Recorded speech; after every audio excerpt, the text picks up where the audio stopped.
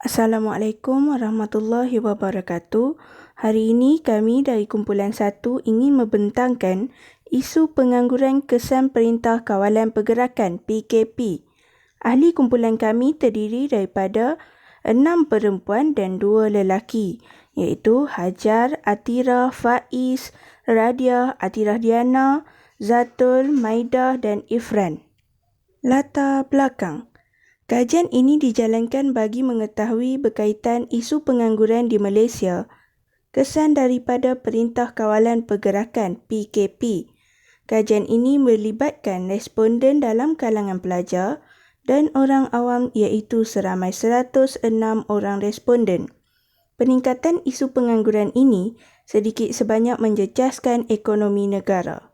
Selain itu, menurut akhbar berita harian, kadar pengangguran Malaysia meningkat kepada 5% pada April berbanding tempoh sama tahun lalu.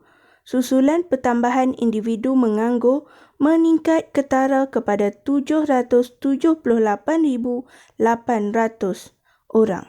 Ia kesan daripada penutupan operasi bagi sebahagian besar perniagaan semasa Perintah Kawalan Pergerakan PKP yang mencetus faktor kehilangan pekerjaan dan kesukaran mendapat pekerjaan. Berdasarkan Carta Jabatan Perangkaan Malaysia, kadar pengangguran berkenaan adalah yang tertinggi sejak tahun 1989.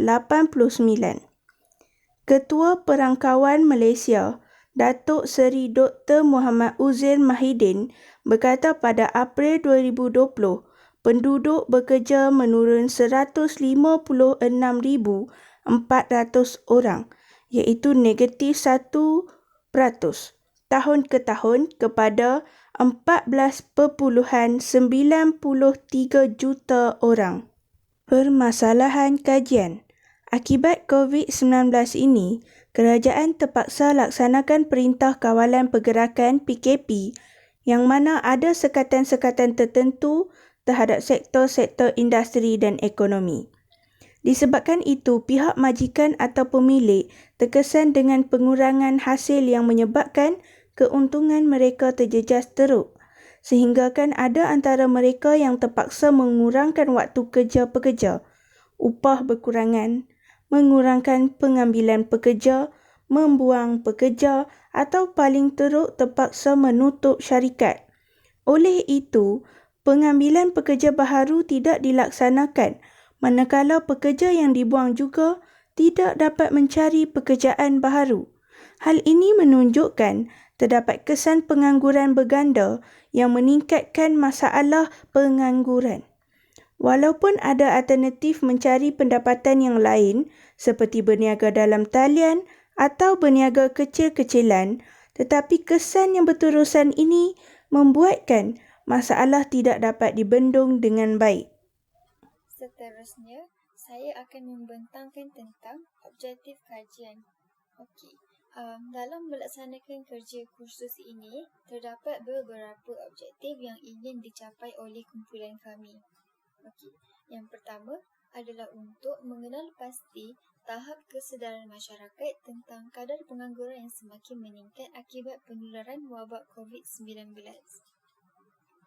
Objektif kedua kami pula adalah untuk menjelaskan kesan kadar peningkatan pengangguran terhadap masyarakat dan negara. Dan yang terakhir adalah untuk mengkaji cadangan dan langkah yang boleh diambil untuk menstabilkan dan memajukan ekonomi negara bagi mengawal kadar pengangguran akibat penularan wabak COVID-19. Metodologi kajian. Bagi kaedah penyelidikan kajian, kumpulan kami telah memilih untuk menjalankan soal selidik secara atas talian dengan menggunakan Google Form yang bertajuk Analisis Isu Pengangguran Kesan daripada Perintah Kawalan Pergerakan PKP. Google Form tersebut terbahagi kepada 4 bahagian, iaitu bahagian A, bahagian B, bahagian C dan bahagian D. Bahagian A merupakan data demografi responden sebagai contohnya jantina, pekerjaan, umur dan sebagainya. Bahagian B pula terdapat 4 soalan yang berkaitan dengan tahap kesedaran masyarakat terhadap kadar pengangguran yang semakin meningkat akibat penularan wabak COVID-19. Seterusnya, Bahagian C terdiri daripada 5 soalan yang berkaitan dengan kesan peningkatan kadar pengangguran terhadap masyarakat dan negara. Manakala bahagian D pula merupakan bahagian di mana kami bertanyakan cadangan atau langkah yang boleh diambil untuk memajukan dan menstabilkan ekonomi negara bagi mengawal kadar pengangguran akibat penularan wabak COVID-19. Soal selidik ini diedarkan melalui laman sosial seperti WhatsApp yang terdiri daripada pelbagai peringkat umur. Baiklah, jadi kita akan teruskan dengan hasil dapatan kajian untuk bahagian A, iaitu soalan berkaitan sektor pekerjaan. Tujuan soalan ini adalah untuk mengetahui apakah pekerjaan responden bagi membantu kajian kami berkaitan pengangguran yang berlaku akibat Perintah Kawalan Pergerakan 1 atau lebih dikenali sebagai PKP. Okey, jadi terdapat 106 orang responden keseluruhannya dan berdasarkan carta pie tersebut, kami dapati bahawa hampir semua responden kami terdiri daripada golongan pelajar, iaitu seramai 83 orang bersamaan dengan 78.3%. Oleh kerana kami sendiri merupakan seorang pelajar, maka tidak terkejutlah dengan hasil data kajian tentang sektor pekerjaan ini terdiri daripada golongan pelajar sendiri. Hal ini kerana kami menggunakan aplikasi WhatsApp untuk menyebarkan link Google Form kami melalui grup WhatsApp atau di status WhatsApp. Jadi, kenalan kami di WhatsApp kebanyakannya berumur lingkungan 20-an dan masih belajar. Namun demikian, terdapat juga responden yang sudah bekerja. Responden ini mungkin terdiri daripada ahli keluarga kami sendiri atau terdapat juga beberapa kenalan kami yang sudah bekerja. Oleh itu, sebanyak 9.4% responden yang bekerja di bawah sektor swasta, 6.6% pula di bawah sektor awam dan 3.8% yang bekerja sendiri. 1.9% selebihnya merupakan responden yang berniaga, iaitu seramai 2 orang sahaja. Soalan berikut berkaitan penjejasan terhadap pekerjaan individu semasa PKP 1 yang lalu. Berdasarkan kajian dapatan daripada jumlah keseluruhan responden yang terpilih, iaitu seramai 106 orang responden, seramai 49 orang dengan peratusan sebanyak 46.2% memilih tidak sebagai pilihan jawapan, manakala seramai 57 orang dengan peratusan sebanyak 53.8% memilih ya sebagai pilihan jawapan. Maka, dapat disimpulkan bahawa kumpulan responden yang paling ramai ialah responden yang memilih jawapan ya. Oleh itu, terbukti bahawa keseluruhan responden mengalami masalah pekerjaan yang terjejas semasa PKP 1. Seterusnya, soalan 1 bahagian B adalah berkaitan kesedaran masyarakat tentang kadar pengangguran yang meningkat pada bulan Mei semasa PKP 1 yang lalu.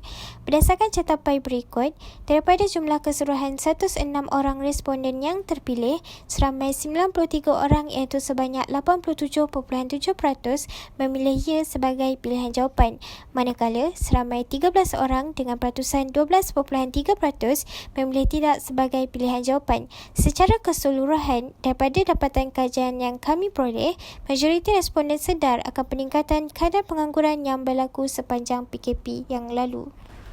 Bahagian B soalan 2 bertanyakan tentang skala yang akan diberi bagi menunjukkan kadar pengangguran yang berpunca daripada penguatkuasaan Perintah Kawalan Pergerakan PKP berikutan pandemik COVID-19 yang berlaku. Terdapat 4 pilihan jawapan iaitu biasa, sederhana, teruk dan sangat teruk. Secara keseluruhan, kami menerima seramai 106 orang responden. Data yang diperoleh daripada responden ditunjukkan dalam bentuk graf. Seramai 50 orang responden, iaitu merangkumi 47.2%, berpendapat bahawa kadar pengangguran yang berpunca daripada penguatkuasaan Perintah Kawalan Pergerakan PKP ini adalah teruk. Manakala, seramai 47 orang responden yang merangkumi 44.3% pula berpendapat bahawa kadar pengangguran yang berlaku akibat daripada pelaksanaan Perintah Kawalan Pergerakan PKP adalah sangat teruk. Terdapat 8 orang responden yang merangkumi 7.6% berpendapat bahawa kadar pengangguran akibat Perintah Kawalan Pergerakan PKP ini adalah di tahap yang sederhana. Akan tetapi, terdapat seorang responden yang merangkumi 0.9% memberikan skala biasa terhadap pengangguran yang berlaku disebabkan pelaksanaan Perintah Kawalan Pergerakan PKP. Dapatan kajian bahagian C soalan 2. Golongan peniaga yang tidak memiliki perniagaan berdaftar secara formal dengan Suruhanjaya Syarikat Malaysia SSM iaitu peniaga mikro seperti nasi lemak dan kuih muih diimpit masalah pengangguran kerana tidak dapat menikmati bantuan cukai dan berdapat masalah kesukaran memohon pinjaman kewangan.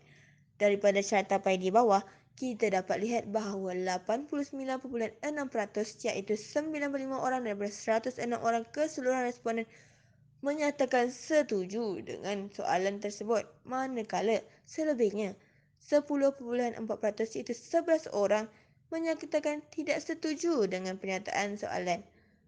Saya berfikiran bahawa responden yang tidak bersetuju dengan pernyataan soalan berpendapat bahawa peniaga yang tidak berdaftar dengan SSM boleh berniaga secara atas talian melalui platform seperti Facebook dan Instagram dengan membuat pengantaran terus kerana mereka berniaga secara bebas dan boleh mendapatkan pinjaman peribadi sebagai modal. Dapatan kajian bahagian C soalan 3. Kadar pengangguran yang tinggi menyebabkan permintaan terhadap barang-barang hasil pengeluaran negara akan berkurang disebabkan kurangnya kadar belian daripada masyarakat. Daripada cartapai di bawah, 87.7% iaitu 93 orang daripada 106 orang responden menyatakan setuju dengan pernyataan soalan, manakala selebihnya menyatakan tidak iaitu 12.3%, iaitu 13 orang daripada 106 responden tidak bersetuju dengan pernyataan soalan. Pihak yang terjejas akan mendapat kesukaran mendapatkan bekalan harian akibat tidak mempunyai pekerjaan. Jika tiada sumber kewangan, bagaimana mereka hendak mendapatkan bekalan harian? Begitulah yang berlaku pada nasib orang-orang yang menganggur tanpa pekerjaan, lebih-lebih lagi ketika musim Perintah Kawalan Pergerakan. Okey, kita beralih kepada soalan nombor 4. Penutupan perniagaan semasa PKP telah menyebabkan banyak syarikat tidak dapat menampung kos perbelanjaan, termasuk gaji pekerja sehingga menyebabkan syarikat terpaksa membuang pekerja. Berdasarkan cartapai yang ditunjukkan, jumlah keseluruhan responden yang terpilih adalah seramai 106 orang.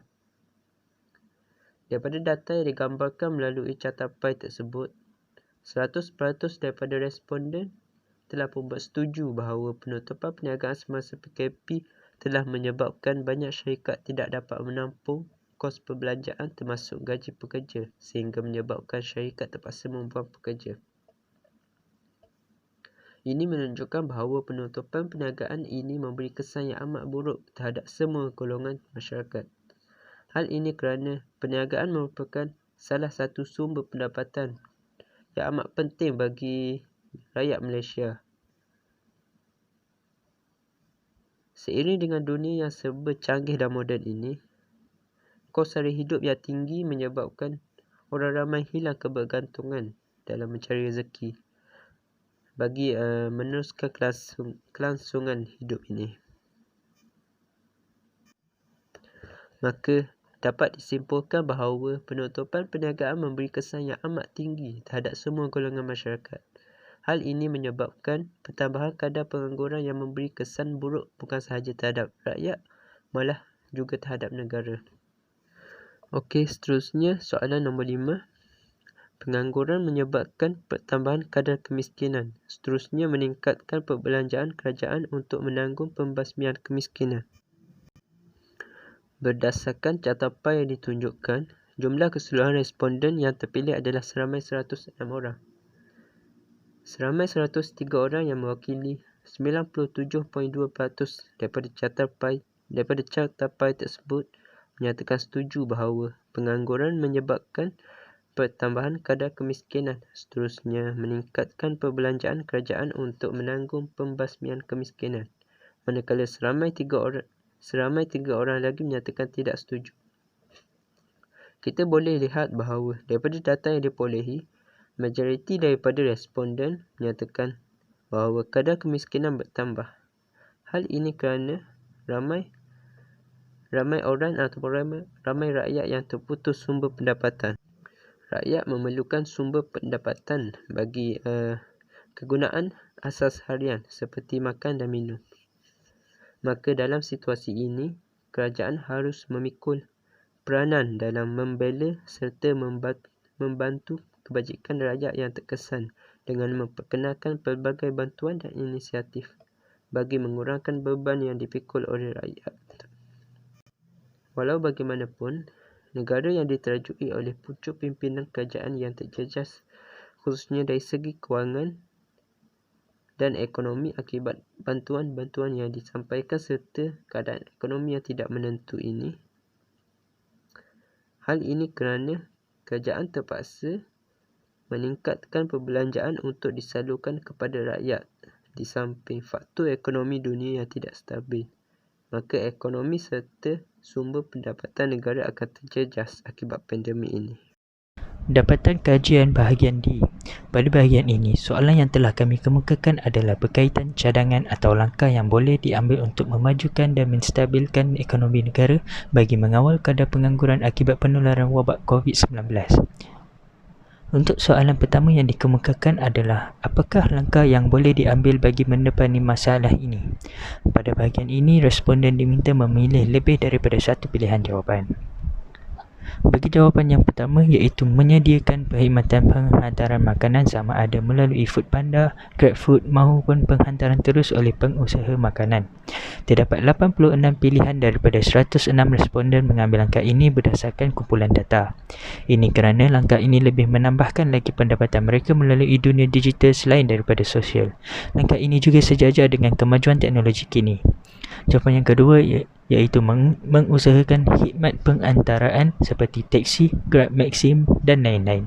Terdapat 57 pilihan daripada 106 responden mengambil langkah ini kerana khidmat pengantaraan ini juga dapat membuka peluang pekerjaan yang luas sejurus dengan keuntungan syarikat pengantaraan ini akan kembali mengimbangi ekonomi negara. Jawapan yang ketiga, bekerja sendiri seperti menjadi ejen penjualan makanan, pakaian ataupun produk-produk kesihatan dan kecantikan.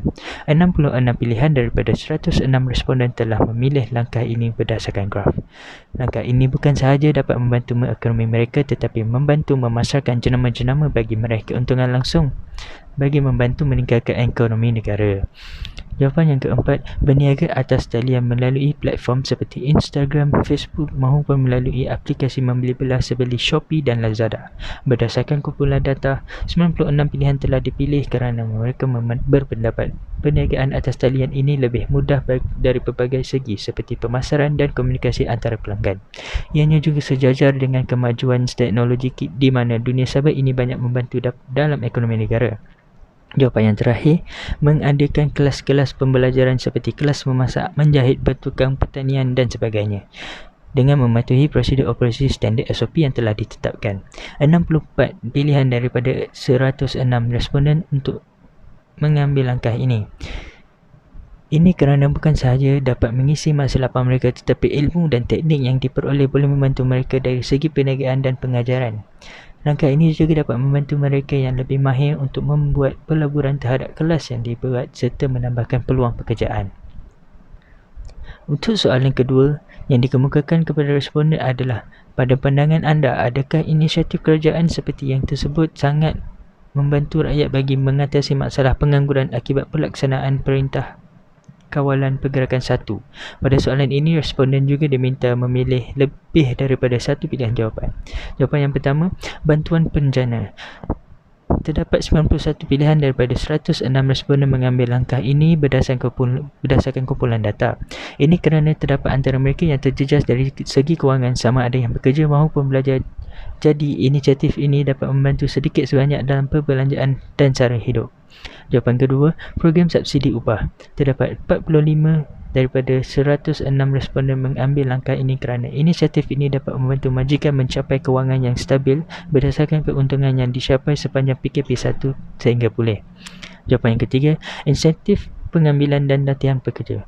59 pilihan telah memilih langkah ini berdasarkan graf. Langkah ini bukan sahaja dapat membantu syarikat-syarikat yang terjejas, malah peluang pekerjaan dapat ditambah lagi mencapai matlamat syarikat dan membantu kewangan rakyat yang terjejas. Jawapan keempat, peruntukan dan peningkatan latihan.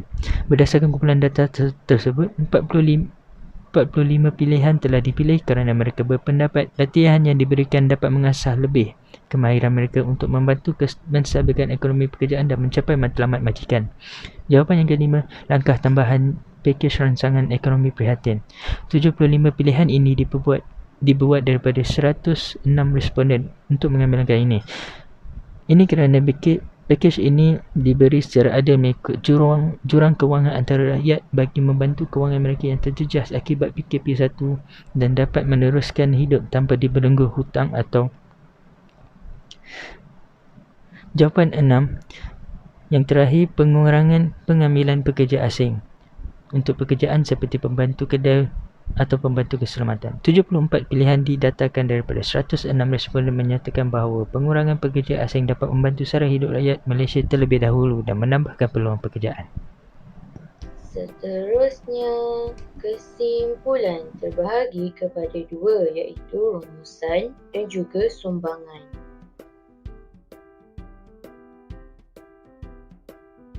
Rumusan. Melalui kajian ini, kami dapat mengenal pasti tahap kesedaran masyarakat tentang kadar pengangguran. Seterusnya, cadangan dan langkah untuk kestabilan ekonomi dapat dikaji. Dan yang ketiga, melalui kajian ini juga dapat menjelaskan kesan kadar pengangguran terhadap masyarakat dan negara. Seterusnya, sumbangan melalui kerajaan ataupun melalui individu atau masyarakat. Sumbangan melalui kerajaan yang pertama ialah kerajaan boleh memberikan bantuan penjana dan prihatin kepada golongan masyarakat yang memerlukan pada masa kini dan mengalami masalah kewangan dan pengangguran sepanjang Perintah Kawalan Pergerakan dilaksanakan, di mana bantuan ini dapat meringankan beban yang mereka alami. Yang kedua pula ialah program subsidi upah, peruntukan dan peningkatan latihan yang diberikan kerajaan kepada para peniaga dapat membantu mereka mencapai kestabilan yang stabil untuk pengoperasian syarikat mereka, di mana mereka diberikan masa penangguhan bagi pembayaran KWSP dan cukai kepada kerajaan. Sumbangan yang terakhir pula melalui kerajaan ialah kerajaan perlu mengurangkan pengambilan pekerja asing supaya peluang pekerjaan terbuka lebih luas kepada masyarakat tempatan berbanding pekerja asing. Sumbangan melalui individu atau masyarakat yang pertama ialah peniaga atas talian dapat menjadikan seseorang individu itu lebih kreatif dalam mencari pendapatan harian mereka melalui platform Instagram dan aplikasi e-dagang seperti Shopee dan Lazada dengan memanfaatkan teknologi yang ada pada masa kini. Selain itu, sumbangan yang kedua pula ialah seseorang itu juga boleh melakukan perkhidmatan penghantaran makanan melalui platform GrabFood dan Foodpanda kerana perkhidmatan ini amat diperlukan oleh masyarakat pada masa kini untuk mengelakkan penularan pandemik ini menjadi lebih serius.